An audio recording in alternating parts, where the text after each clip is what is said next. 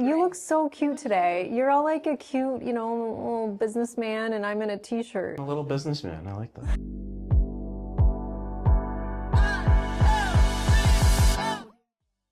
I'm still just as monotone as I was 10 years ago, even if everything in our gut tells us that. I don't know, buddy. You got some hard questions today.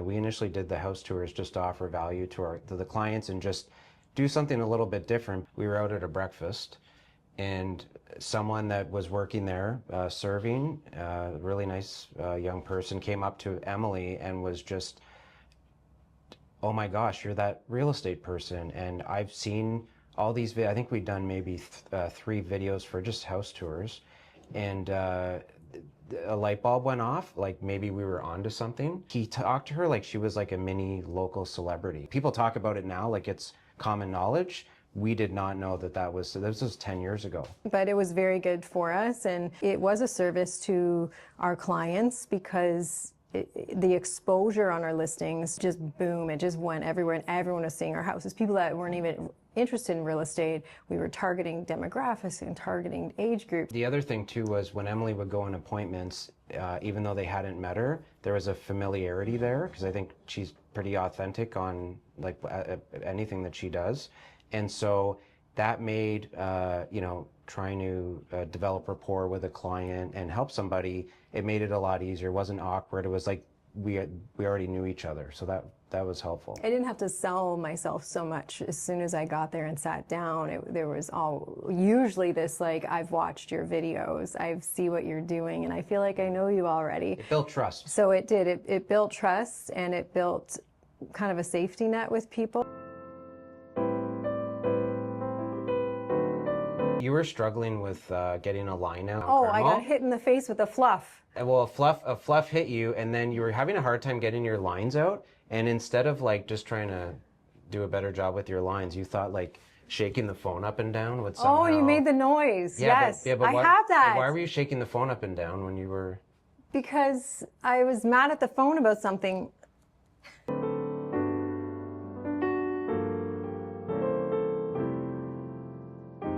Oh, wow, this is a great, so much. Oh, I wish I had that question ahead of time.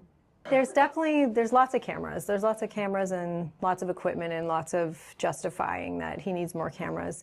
And laptops too. Laptops will be like, I don't have any storage left and I need the new laptop, and then he'll convince me. I won't sell stuff because I don't want to delve into the depths of Facebook Marketplace. So I have a Jen and an Ange. So if things need to get returned 2 years later to get replaced, or if I need something sold on Marketplace, I have... Maybe what bad purchase was at the time, we thought we needed a nice vehicle because we were real estate, and we got that stupid white hybrid. Oh, the rear-wheel drive car that you ended up on a neighbor's lawn? BMW that I was embarrassed to even drive. Yeah, and it was one of the first hybrids, and the whole trunk was a battery, so you couldn't even fit a set of golf clubs in the car. And she wound up on our neighbor's front lawn because she didn't, it was rear-wheel drive. And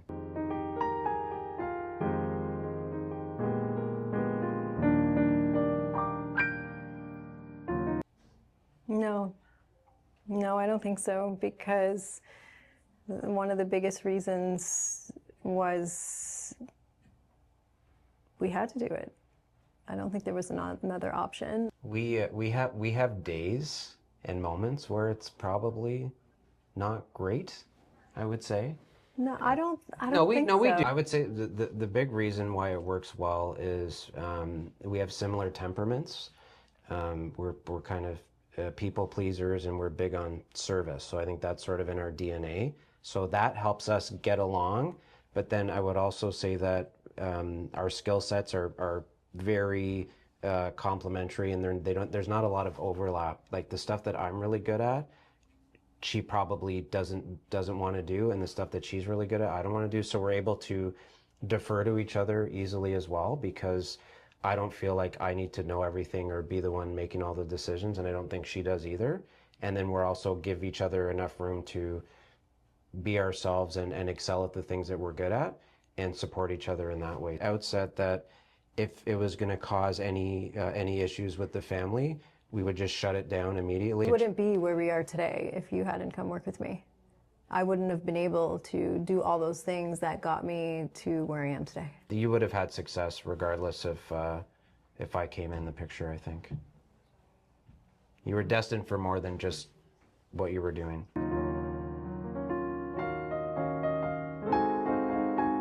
Two things. It depends on the real estate market, what's happening at that time. Whether it's a lot of bidding wars or opposite, challenging to move people forward, but also who they get hooked up with in the beginning. It's a big one. Not just about like the office they land at, but really you need that one or two people or a team, or you need that support around you to even figure out what you're supposed to do. Because a lot of people spend their first year doing things and not, like they don't know what they don't know they should be doing. And so it could look different for everybody. Another big thing I just think is where they came from. So if you're new in the business and you're not, like, let's say you're starting your real estate career in Niagara, and you're not from here, your first year is going to look very different because you're going to be trying to connect and meet people and build up trust with people that don't know you, versus somebody that may be entrenched in the community.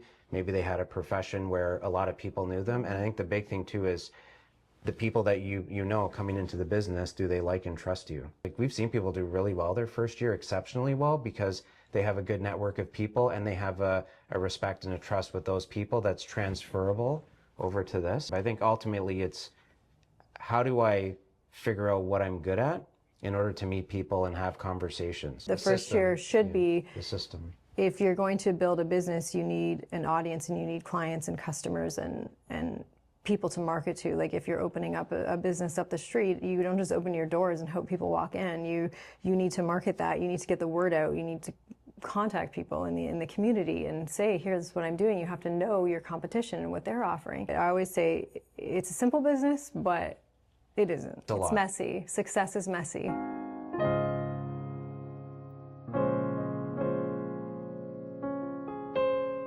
They're teachable, they're coachable, and they want to learn, and they want to be around other people that feel the same. Even though our team was successful, we struggled attracting. So the people that came to the team, they were attracted to what we were doing and they came, but we went through a period where we were having a lot of success, but we didn't seem to be able to get additional agents, which we really wanted to grow a little bit. And we started to realize people weren't coming to ask us to join because they felt like maybe their business wasn't at a level that we would take them, or maybe they were intimidated by some of how much success the team members were having. Because we'd see people go to other teams and everyone does. Like, wait, we offer. Yeah, like we. Why don't you call me here? I think some people look at my team and want what we have and want to be successful, but then there's the inability or unwilling, not willing to do what it takes to get what we have, because it's work. Failure is part of this. You have to fail and you have to make mistakes and you have to pick yourself back up and move forward, and that's why I am where I am today, because there was a lot of challenges I had to push through. There was a lot of, want to throw the towel in, but I'm not going to. And it's not all easy. With any business, there's going to be moments you just have to persevere and keep going.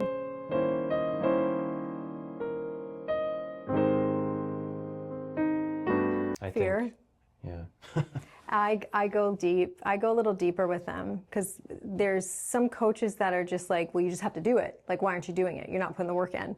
Like, well, you didn't do the calls, so just do it. And it's not that easy for everybody to just push themselves. The fear is rejection, and it's a natural feeling to not want to be accepted, to want to be accepted. And people say, yes, I want to work with you. Yes, sure, I'll sign and meet with you.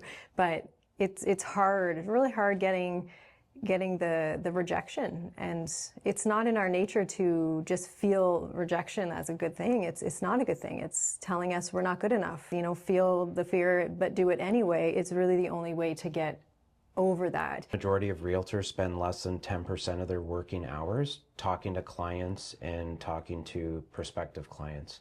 I think it was easier to be professional and start connecting with people before social media and that, but now we have a lot of distraction and toys that people can get into. So you could spend 5 hours a day on Canva and social media, and you can do, you can spend lots of time on Matrix and all this stuff. Like they didn't even have those websites when she started. It was like, you need to talk to people, you need a phone book, and you just need to go out and talk. A lot of people aren't really prepared or necessarily even built to be self-employed.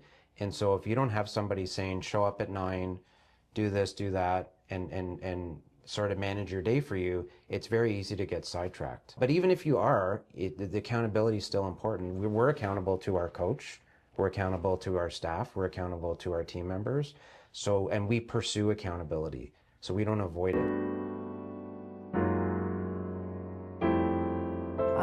Number one is price. Most agents don't know how to price out a home properly because the market has shifted so aggressively with pricing in the last 5 years, and the offices or people in charge are really not making sure that these agents know how to do that. Combined with our feelings and thoughts on certain properties, with some factors being more saleable or not saleable.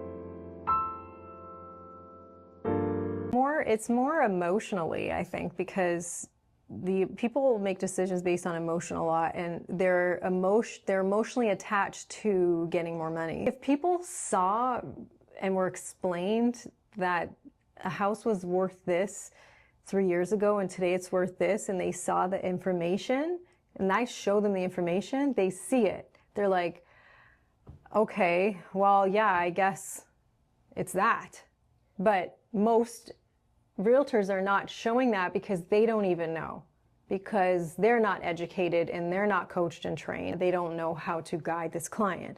So they're going to allow the clients, because of their fear of confrontation with that client, and they're just going to list it high. They're pricing based on what I paid for it, what I put into it, where I'm going, and sometimes it's even like they also have other ancillary debts or other things that they want to accomplish, and so all those things that you add up comes to a final price, but that final price is completely disconnected from what that house is worth in today's market.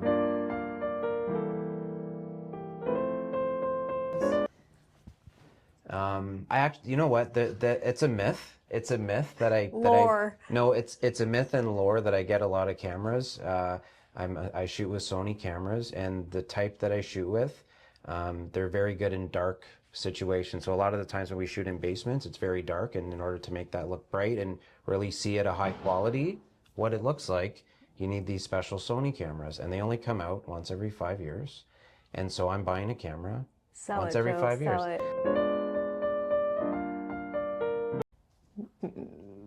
Me. Joe. Yes.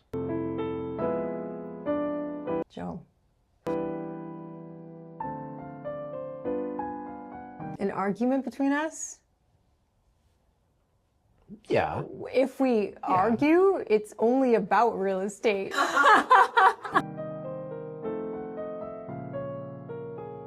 I have boundaries at home. He knows I need to turn it off. She's like in a negligee, and I'm like, hey, let's talk about house prices. I have to say to him, and not in a mean way, but sometimes like he knows, like I'll say to him, like I have to turn this off for a few hours, like just no work at all. And like he will, and there could be things blowing up, and see, because we're on all the group chats. So we're in this house and we're in all these group chats and emails, and all it takes is one chat or one email or one phone call, and there's a fire to put out, and there's something bad happening. But one of my things is, if I'm having a nap, I don't care if a house is on fire, unless it's mine, do not wake me up. He doesn't have a lot of boundaries, but for me, I just know what I need, and I need to turn it off. She has a lot more going on than I do, and I think she's got a lot more stimulus in terms of like helping so many agents and her own business and her own clients. I'm not as involved in that, so I'm almost sheltered a little bit. So I try my best to respect that. And then with the kids, and we learned this when we were both younger, and when the kids were younger, is that the kids are the priority. And so if we're with them, work's got to be shut off.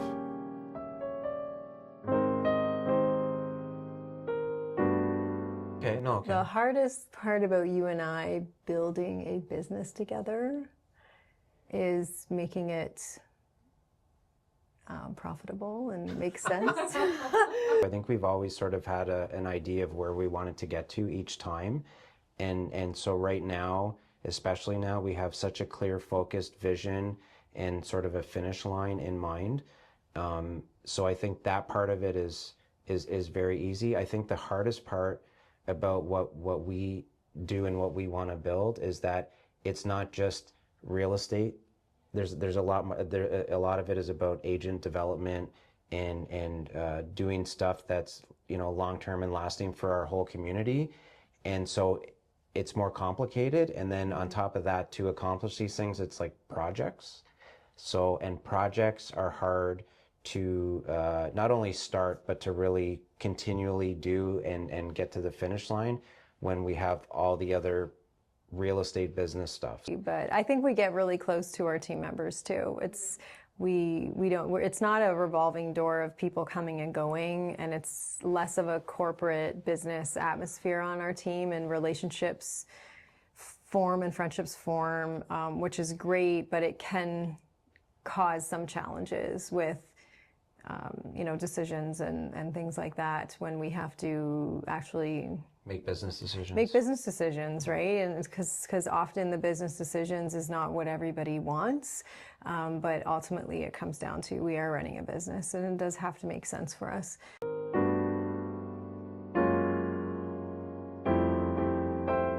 For her, it's when I work for free. She doesn't have to pay me. And so I don't know how much I'm worth on the market in terms of what I do, but I do know that I don't necessarily, she's got a good discount. I don't know. One of the biggest advantages for me, if I'm just thinking right now of it, is he's worked with me long enough where he understands the business just as much as a lot of our top team members. He doesn't trade, but it's almost an extension of me. So everybody, you know, wants to have access to the team leader, and they have the most experience. And yes, but what Joe has brought to the table, which I wouldn't have anticipated over 10 years ago, is almost like a second team leader, coach, and a lot of the team calls him first. I mean, they know I'm busy, so it's not like they just have me. They can call Joe, and we just have all of these layers of support for people. But if I was a realtor and my husband worked at a completely separate corporate job and came home every day and I just had a few hours, I think everything that happened throughout the day would be difficult to explain why I'm frustrated and why it's not that easy and why. Just like being a solo agent, being a team leader, and even both of us doing it together, it can feel isolating at times. And I think one of the best things we did in the last year is we started like a little leadership group. So we have 3 or 4 team members just to help us a bit, and just so they can have some transparency into the decisions that we're making and sort of where we want to take the business, because we don't want to make decisions in isolation. We want input from the team, and it's not simple to just go to all 15 of you and say, hey, give us all your feedback. But when we have people that have been with us for a long time and understand the ins and outs, we felt a real freedom to kind of bring them in on the back end of what we're trying to accomplish, and get their input as well. So because even though we do it together, it can still feel isolating, even though there's 2 of us. But I would not want to be a team leader by myself, and I don't think you would either. No, because just like a solo agent, it's not, yeah, it's not, we all need help.